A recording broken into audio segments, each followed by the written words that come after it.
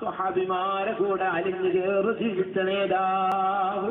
ഇത്ര സംഭവങ്ങളാണ്. അടുക്കളയിലേക്ക് നബി തങ്ങളെ കൊണ്ടുപോകും, അങ്ങ് കൂടെ പോകുന്നു. അള്ളാഹുവിന്റെ റസൂലിന്റെ മനസ്സിന്റെ അവസ്ഥ നമ്മൾ മനസ്സിലാക്കണം.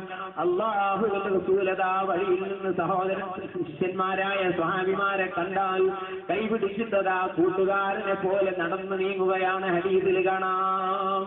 അല്ലാഹുവിന്റെ റസൂൽ ചിലപ്പോഴൊക്കെ കൊത്തിപ്പിടിക്കുന്നു, അതാ ചുംബനങ്ങൾ ചെയ്യുന്നു. ഈ സ്വഹാബിമാരോടുള്ള ജീവിത സ്വഭാവം വല്ലാത്ത സ്നേഹമായിരുന്നു കാണിച്ചിരുന്നത്. അതാ വീടുകളിലേക്കൊക്കെ ക്ഷണിച്ചാൽ കുഞ്ഞുങ്ങളൊക്കെ ഉണ്ടെങ്കിൽ കുട്ടികളെടുത്ത് ചുംബനം കൊടുക്കുന്നു. ഹദീസിൽ കാണാം. അതാ കുടുംബത്തിൽ ചെന്നാൽ അല്ലാഹുവിന്റെ റസൂൽ റുഖൈൽ തങ്ങളെ കുടുംബത്തിലൊക്കെ പോയാൽ അതാ അബൂ ത്വാലിബിന്റെ മക്കളെ മൂത്താപ്പ എളാപ്പാന്റെ കുടുംബത്തിലേക്കൊക്കെ പോകും. സഹോദരൻ നമ്മളിതൊക്കെ പഠിച്ചു വെക്കണം. അള്ളാഹുവിന്റെ റസൂലിന്റെ സുന്നത്ത് നമ്മൾ പാടെ വലിച്ചെറിഞ്ഞു കഴിഞ്ഞു. അതുകൊണ്ട് തന്നെ സ്നേഹമില്ലാതെയായി. ആ കുടുംബത്തിൽ ചെന്നിട്ട് ഒഴിവ് കിട്ടുന്ന ടൈമിൽ അവിടെ ചെല്ലുമ്പോൾ ചെറിയ മക്കളോട് വലിയ കൃപയാണ്. കുട്ടികൾക്ക് നബിയോടും അതുപോലെ തന്നെയാണ്. ആ മക്കളെല്ലാവരും കൂടെ റസൂലുള്ളാഹിന്റെ അരികിൽ വരും. കയ്യിൽ എന്തെങ്കിലും ഇങ്ങനെ പിടിച്ചിട്ടുണ്ടാവും, കാണിച്ചു കൊടുക്കില്ല. അവർക്ക് ഇഷ്ടപ്പെടുന്ന മധുരമുള്ള എന്തെങ്കിലും, നമ്മുടെ ഭാഷയിൽ മിഠായി എന്ന് പറയാം, അതിങ്ങനെ പിടിച്ചിട്ടുണ്ടാകും. അത് അല്പമേ ഉള്ളൂ. 5-6 കുട്ടികളുണ്ട്, അല്ലെങ്കിൽ 10 കുട്ടികളുണ്ട്. എന്ത് ചെയ്യും? അല്ലാഹുവിന്റെ റസൂൽ അവരുമായി കളിക്കുകയാണ്. ഇതിന് ടൈമുണ്ടോ നബി തങ്ങൾക്ക്? സഹോദരന്മാരെ, അവിടെ പോയി നിൽക്കുക. ഞാൻ 1, 2, 3 പറയും, ഓടി വരണം. ആരാണോ മുന്നിൽ വരുന്നത് അവർക്ക് ഇതിന് മിഠായി നൽകും, അല്ലെങ്കിൽ ഇതിലുള്ള സാധനം നൽകും. ഇങ്ങനെ കുട്ടികൾ അവിടെ ചെന്ന് റസൂലിനെ വിളിക്കുമ്പോൾ ഓടി വന്ന് അതാ നബിന്റെ അരികിലെത്തുമ്പോൾ നബി തങ്ങൾ അവിടെ ഇരിക്കുന്നു കൊടുക്കുന്നു. നബിന്റെ ദേഹത്ത് എല്ലാവരും കൂടെ വീണ് മറിയുന്നു എന്നാണ് ഹദീസിൽ കാണുന്നത്. സുബ്ഹാനല്ലാഹ്. കുട്ടികളോട് എന്തൊരു കാരുണ്യമാണ് അവിടെ നിന്ന് ചെയ്തത്. സ്വഹാബിയുടെ വീട്ടിലേക്ക് റസൂലുള്ളാഹി തങ്ങൾ വരുന്നുണ്ട്. കുട്ടികളെയൊക്കെ അണിച്ചൊരിഞ്ഞ് നിർത്തിയിട്ടുണ്ട്. സ്വഹാബി നബിയുമായി അങ്ങ് കയറി ചെല്ലുകയാണ്. ചെല്ലുമ്പോൾ അണിഞ്ഞൊരുക്കി നിർത്തിയതായ ചെറിയ കുഞ്ഞുമോൻ, ആ കുഞ്ഞുമോൻ മണ്ണിൽ കിടന്ന് കളിക്കുന്നു. റസൂലുള്ളാഹിന്റെ മുമ്പിലെത്തുമ്പോൾ ഒന്ന് മന്ത്രിപ്പിക്കണം, റസൂലുള്ളാഹിന്റെ മുമ്പിലേക്ക് കൊണ്ടുവരണം.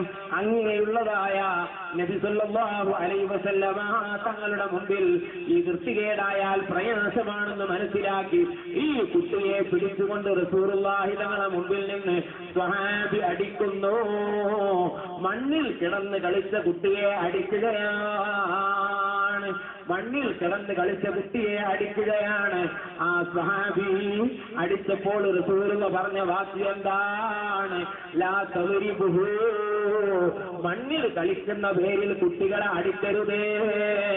ഫൈന തുറാബ റബീഉ സിബിയാൻ. മണ്ണ് അത് കുട്ടികൾക്ക് വസന്തമാണ്. കുട്ടികൾക്ക് മണ്ണിനോട് പ്രത്യേക താല്പര്യമാണ് അല്ലാഹു കൊടുത്തത്. അതുകൊണ്ട് മണ്ണിൽ കളിച്ച പേരിൽ കുഞ്ഞുങ്ങളെ അടിക്കരുതേ. എന്തൊരു നേതാവ്!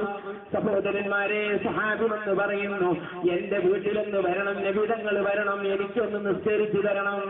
നമ്മൾ മനസ്സിലാക്കണം, അല്ലാഹുവിന്റെ റസൂൽ പോകുന്നു. ഏത് നിസ്കാരത്തിനാണ് പോകുന്നത്? സുന്നത്ത് നിസ്കാരങ്ങളൊക്കെ വീടിന്റെ ഉള്ളിൽ നിന്ന് ചെയ്യലാണ് ഏറ്റവും നല്ലത്. ജമാഅത്ത് സുന്നത്തുള്ള നിസ്കാരമുണ്ടല്ലോ, തറാവീഹ്, പെരുന്നാള്, ഗ്രഹണ നിസ്കാരം, മഴയത്തേടെ നിസ്കാരമൊക്കെ, അതൊക്കെ പള്ളിയിൽ നാവല് നല്ലതാണ്. അല്ലാത്തതൊക്കെ ഒറ്റയ്ക്ക് വീട്ടിൽ നാവലാണ് നല്ലത്.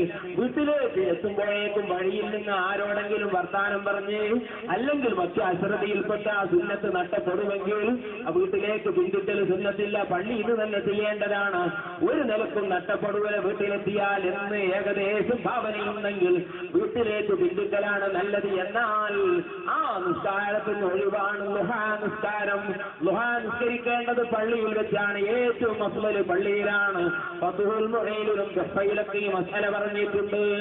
ആ ളുഹാ എന്ന് പറയുന്ന ഏറ്റവും പള്ളിയിൽ ചെയ്യൽ പകലുള്ള നിസ്കാരം, ആ നിസ്കാരം ഒരു സഹാബിയുടെ വീട്ടിൽ പോയി നിർവഹിച്ചു കൊടുക്കുകയാണ്. പള്ളിയിലാണ് അത് ചെയ്യൽ അഫ്ളൽ. എന്നിട്ട് ഒരു സഹാബിയുടെ ആഗ്രഹത്തിന് പള്ളിയിൽ ചെയ്യൽ അഫ്ളലുള്ള വിഷയം അവിടെ പോയി ചെയ്തു കൊടുത്തു. നമ്മൾ ഉസ്താദുമാരിൽ അങ്ങനെ പലരുണ്ടല്ലോ, സുബഹിക്ക് ജമാഅത്ത് പള്ളിയിലാണ് അഫ്ളൽ. എന്നിട്ടും ഒരാളുടെ ക്ഷണം പരിഗണിച്ച് അവിടെ സുബഹിക്ക് പോയി ചെയ്തു കൊടുക്കും. ഇത് അല്ലാഹുവിന്റെ റസൂൽ ചെയ്തൊരു ശൈലിയാണ്. ഏറ്റവും അഫ്ളലുള്ളത് ളുഹാ പള്ളിയിലാവലാണ്. അപ്പൊ റസൂലുള്ളാഹി സ്വല്ലല്ലാഹു അലൈഹി വസല്ലമ തങ്ങൾ ചെന്ന് ആ ദുഹാ നിസ്കാരം നിർവഹിച്ചു കൊടുക്കുന്നു. ചെല്ലുമ്പോ എവിടെ എനിക്ക് നിസ്കരിച്ചു തരണ്ടേ, എവിടെ നിസ്കരിച്ചു തരണ്ടേ? റസൂൽ നിസ്കരിച്ചു തരുന്ന സ്ഥലത്ത് പിന്നെ ബർക്കത്തല്ലേ, അതുകൊണ്ട് തന്നെ ഇന്ന സ്ഥലത്ത് കാണിച്ചു കൊടുക്കുന്നു. വീടിന്റെ ഇന്ന ഭാഗത്ത് അവിടെ അല്ലാഹു റസൂൽ ചെയ്തു കൊടുക്കുന്നു. എത്ര പോലെ സംഭവം.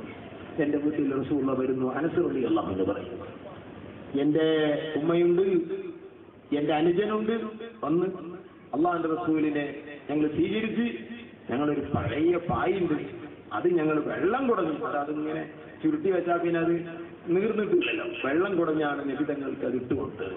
എന്നിട്ട് അവിടെ നിസ്കരിച്ചു തരാണ്. ഏത് കുടുംബത്തിലും വിളിച്ചാൽ ടൈമുണ്ടങ്ങ വരും, ദ്വാരന്ന് കൊടുക്കും. മദീനയിൽ കോടി കായ്ച്ചാൽ, കോടി നമുക്കറിയാം, ബാക്കൂറ, കോടി കായ്ച്ചാൽ ആദ്യത്തത് എടുത്തിട്ട് അള്ളാഹുവിന്റെ റസൂലിന്റെ മുമ്പിൽ കൊണ്ടുവരുമാണ്. ഹദീസിൽ കാണാം, ഇമാം ബുഖാരി അവിടുത്തെ അദബുൽ മുഫ്രദിലും മറ്റു കിതാബിലൊക്കെ ഉണ്ട്. അള്ളാഹുവിന്റെ റസൂലിന്റെ മുമ്പിൽ കൊണ്ടുവന്ന റസൂൽ നല്ല പോലെ അങ്ങ് വാങ്ങും, കൊടുന്നു കൊടുക്കും. എന്നിട്ടോ നമ്മളൊക്കെ ആണെങ്കിൽ എന്തെങ്കിലും വാങ്ങിയാണ് നല്ല ചെത്തി തിന്നു, അങ്ങനെയല്ല, ദ്വാ ചെയ്തു കൊടുക്കും, ദ്വാ ചെയ്തു കൊടുക്കും. എന്നിട്ട് അവരുടെ കുട്ടികൾക്ക് അത് ഭാവിച്ചു കൊടുക്കും. അല്ലാഹുവിന്റെ റസൂലിന്റെ സ്വഭാവമാണ്. ഒരു സ്വഹാബി ഇമാം അസ്സലാനി തങ്ങൾ അവിടെ തൽ-ഇസാബാത്തിൽ തമീദ് സ്വഹാബ എന്ന ഗ്രന്ഥത്തിന്റെ മുഖവരിയിൽ പറയുന്നു, ഒരു സ്വഹാബി മദീനയിൽ ജനിച്ചിട്ടില്ല, മദീനയിൽ ഒരു കുട്ടി ജനിച്ചിട്ടില്ല, റസൂൽ സല്ലല്ലാഹു അലൈഹി വസല്ലം നബി തങ്ങളെ കൊണ്ടുവരാത്തൊരു കുട്ടി അവിടെ ഉണ്ടാവില്ല. ഈ നിലക്ക് ചിന്തിച്ചാൽ മദീനയിൽ മുത്തനബിയുടെ കാലത്ത് ജനിച്ച കുട്ടികൾ മുഴുവനും സ്വഹാബിയാണെന്ന് പറയാം. പക്ഷേ ഞാനത് പറയുന്നില്ല. വ്യക്തമായി നബിതങ്ങളുമായി കണ്ടു എന്ന്, അല്ലെങ്കിൽ നബിതങ്ങളരികിൽ ഒരുമിച്ച് കൂടി എന്ന് ഉറപ്പ് കിട്ടിയവരെ മാത്രമേ ഞാനിൽ സ്വഹാബിയായി എന്നുള്ളൂ എന്ന് അസ്സലാഹൻ തങ്ങൾ തന്റെ ഇസ്വാബ എന്ന് പറയുന്ന ഗ്രന്ഥത്തിന്റെ തുടക്കത്തിൽ പറഞ്ഞു കാണാം.